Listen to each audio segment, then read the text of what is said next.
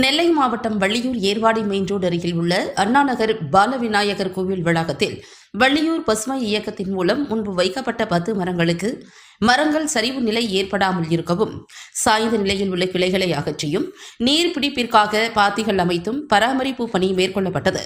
வள்ளியூர் பசுமை இயக்கம் தலைவர் பசுமை நாயகன் சித்திரை பராமரிப்பு பணியினை மேற்கொண்டார். மற்றும் சட்டக்களஞ்சியம் ஆசிரியர் குறுங்கை கலைமணி, சங்கனாபுரம் சிவசுப்பிரமணியன், பிரியா ஸ்டுடியோ கந்தசாமி ஆகியோர் கலந்து கொண்டனர்.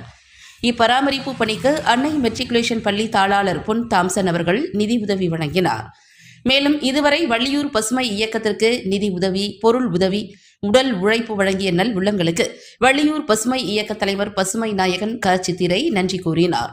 மேலும் இம்மரங்களுக்கு, செடிகளுக்கு தண்ணீர் ஊற்றும் பணியினை அண்ணாநகரைச் சேர்ந்த தனுஷ்கோடி மற்றும் பரமசிவன் ஆகியோர் தொடர்ந்து இச்சேவையை செய்தனர். அவர்களுக்கும் நன்றி கூறினார்.